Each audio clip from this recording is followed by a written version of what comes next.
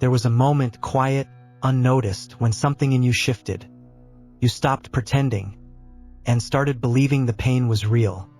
You got lost in the role and forgot you wrote the script. Now fear isn't just an impulse, it's your identity. You wake up inside a scene you no longer recognize, reacting instead of remembering. But this is not a metaphor. This is a mirror. And the real question is not, how do I escape? It's much quieter, more dangerous.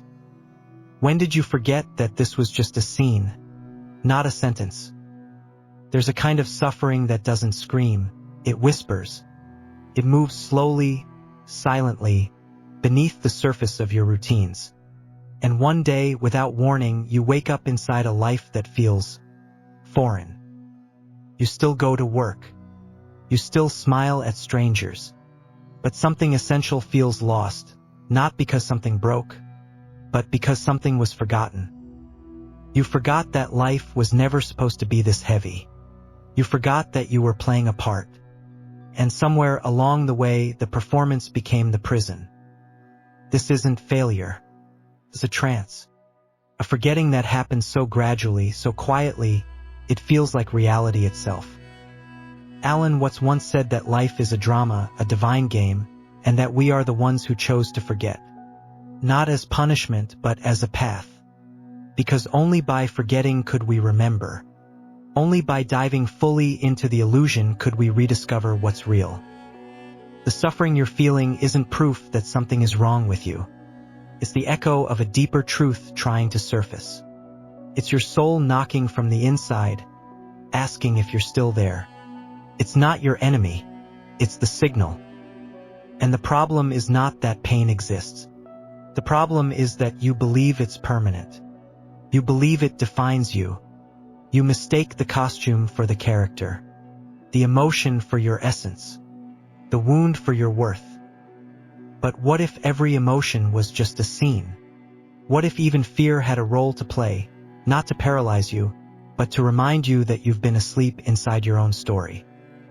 This is not about detachment. It's about awareness. And awareness changes everything. Because awareness is what turns a victim into a witness, a puppet into a player, a tragedy into a performance. You don't need to escape your life. You need to remember what you are, the one who wrote the script, stepped onto the stage, and then forgot it was all a play. So if something in you has been silently screaming for truth, stay. If you've felt like a stranger inside your own mind, stay. Because remembering begins not with answers, but with the courage to look at the silence and not look away. And the first step is simple. Stop running. Start remembering. And let the play unfold with your eyes finally open. There's a silent contract we make with life, one we never sign, but live by. If I stay alert, if I plan enough, if I control everything, maybe I won't be hurt again. But life doesn't honor that contract. Because life was never meant to be controlled. It was meant to be lived. And yet, you tighten your grip. You monitor every possibility. You prepare for every failure, every disappointment, every loss, as if preparation could prevent pain. You convince yourself that control is safety. But it's not. It's tension. Chronic, invisible, corrosive tension. The more you try to hold everything together, the more exhausted you become. You become the emotional firefighter of your own existence, always scanning for the next threat, never resting. And beneath that vigilance lies something much deeper than responsibility. Fear. Not the loud, dramatic kind, but the quiet fear of collapse, of dissolving, of being nothing without a plan, without a role, without a grip on things. You confuse tension with control. You confuse preparation with power. But control is an illusion, a seductive one. It offers the appearance of order, while keeping you in a constant state of inner chaos.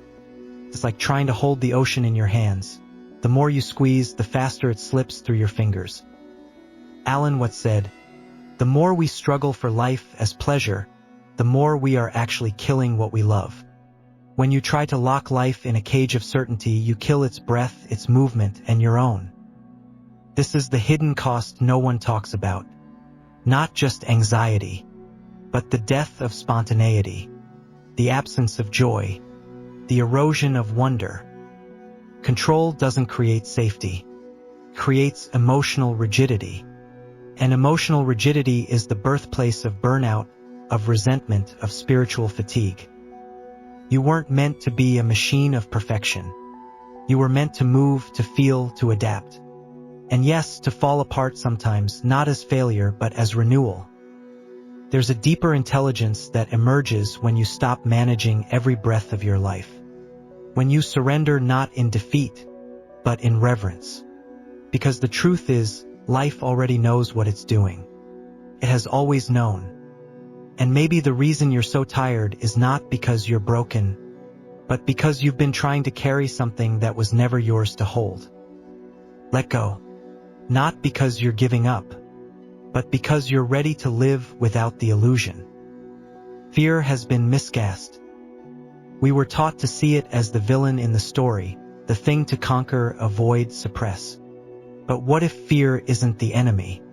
What if it's the whisper that wakes you from the trance? Fear appears at the threshold, right before change, right before truth, right before a part of you is about to shed. It doesn't block the path. It is the path. The problem isn't fear itself. The problem is the story you attach to it. The narrative that says, if I'm afraid, something must be wrong. No. If you're afraid, something is alive. Alan Watts said, to remain stable is to exist. To change is to live. And fear is the heat that rises whenever life is inviting you to live more honestly, more fully. But you were conditioned to run from it, distract yourself, repress it, sedate it, pretend it's not there. We don't actually fear the unknown. We fear the loss of control. We fear the collapse of the identity we spent years building. Fear isn't a signal that danger is coming. It's a signal that your current self is being challenged to evolve. When you resist fear, it becomes panic. When you suppress it, it becomes anxiety. When you shame it, it becomes paralysis. But when you stay with it, truly stay, something sacred happens. Fear begins to lose its shape. It no longer controls you. It simply moves through you, like a wave that rises, peaks, and dissolves. And suddenly the war is over. Not because you won, but because you stopped fighting. This is what's called metaphysical courage. Not the courage to be fearless, but the courage to feel fully without defense. To walk into the unknown and not armor yourself with plans, identities, or outcomes. To let life touch you, and not run. There is power in that kind of surrender. Not weakness, power. Because now, fear becomes fuel. It becomes awareness.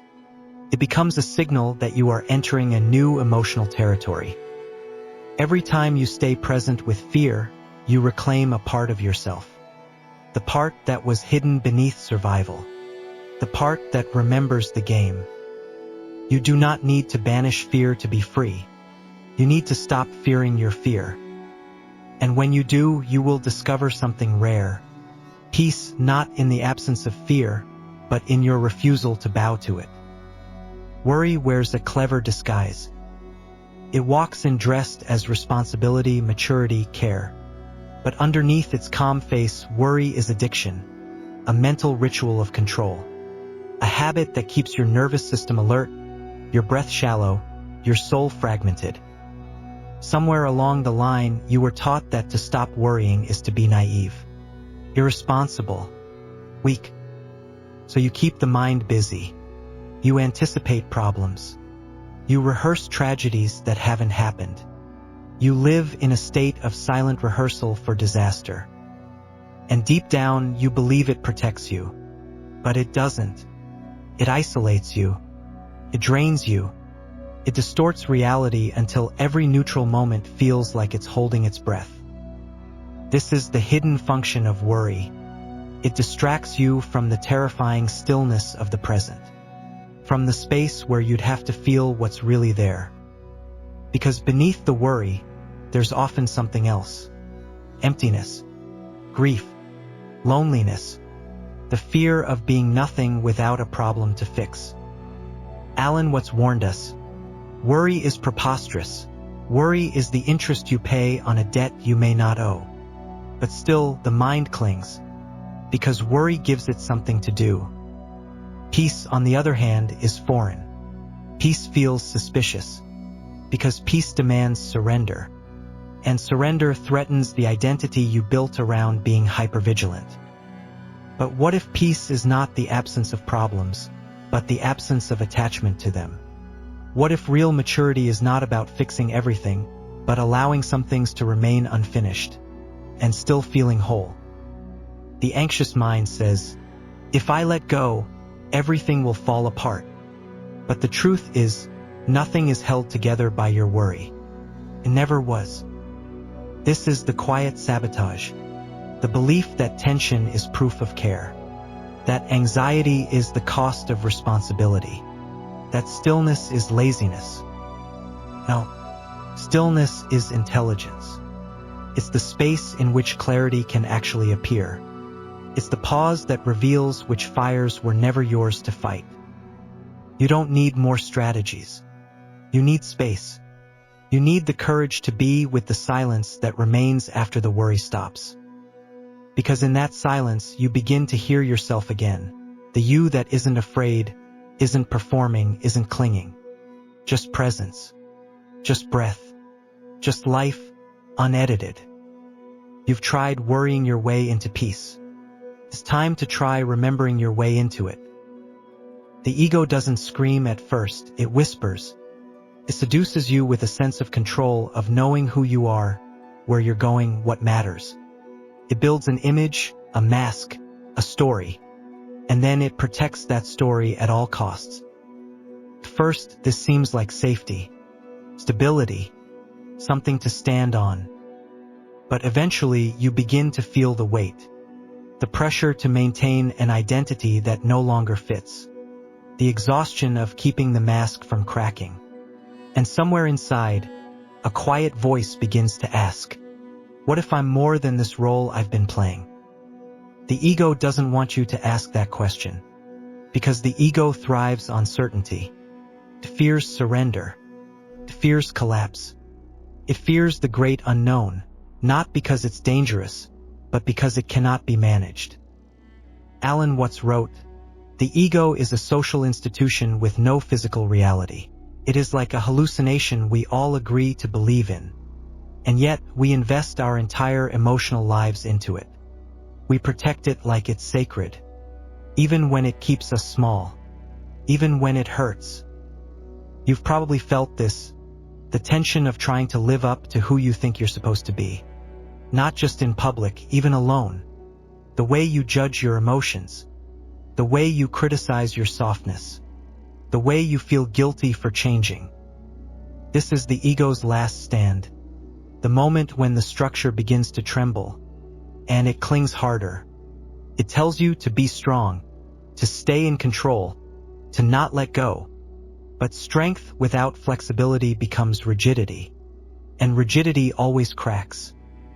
Here's the paradox. Freedom only becomes possible when the self you built begins to dissolve. Not disappear, just loosen. Just enough for something deeper to emerge. Not the perfect self. Not the version of you that gets everything right. But the real one, raw, present, undefined. The ego will tell you that letting go means losing yourself. But in truth, it's how you return to yourself. Not the mask. Not the performance. But the awareness underneath all of it. This is not a violent collapse. It's a sacred softening. It's the moment you stop performing long enough to actually breathe. And yes, it will feel like death at first. But that's only because something false is dying. And in its place, something honest begins to live. Not a new identity, but presence. And that is more real than any story the ego ever told. Alan Watts didn't just teach philosophy. He reminded us of something we had buried beneath layers of roles, responsibilities, and rehearsed fears. That life is not a problem to solve. It's a play to remember. But most of us forgot. We didn't forget in one moment. We forgot slowly, with every time we were told to be serious, to grow up, to stop imagining, to prepare, compete, survive. Until one day, we woke up inside a life that felt more like a test than a dance. Watts called it the game of hide and seek, the cosmic play where the universe hides itself in form, just to rediscover itself through experience. You, me, all of us, each playing our part, forgetting, then remembering again. And the tragedy isn't that life is hard. It's that we take it so seriously we lose the joy that gives the hardship meaning. You see, pain isn't proof that the game is broken. It's part of the design. Plot twist. Turning point. But we mistook the pain for punishment. We forgot we wrote this part into the script. Not to suffer, but to awaken. To feel.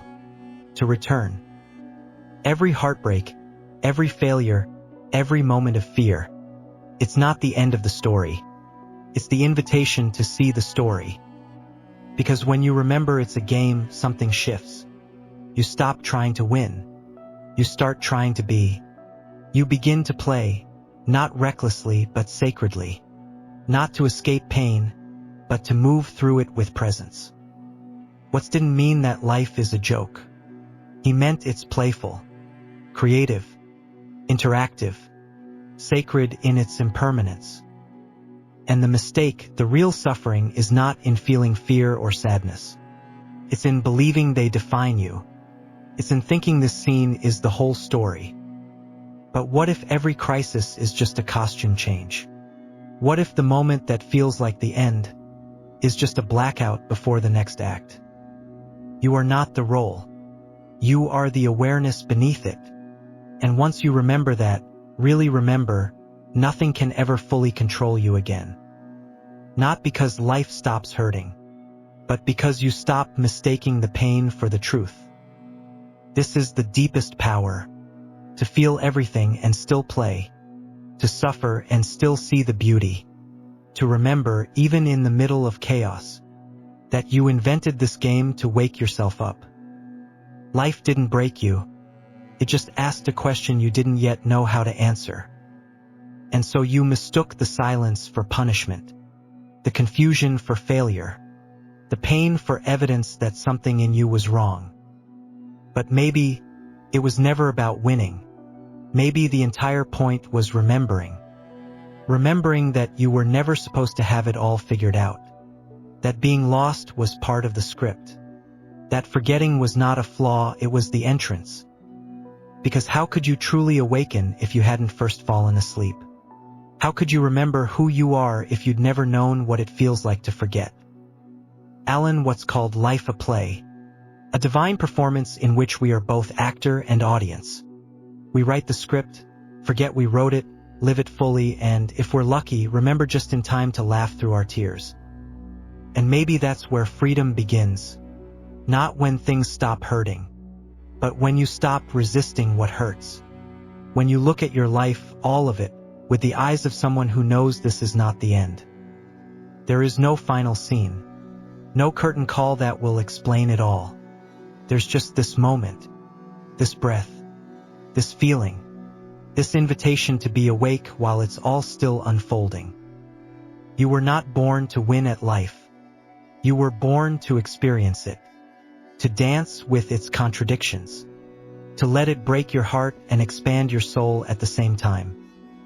And maybe the reason you felt so lost was because you were measuring yourself by a game you didn't actually choose, a race you never wanted to run, a mask you wore so long, you forgot how your real face feels. But you are here now, and that means something in you has already begun to remember.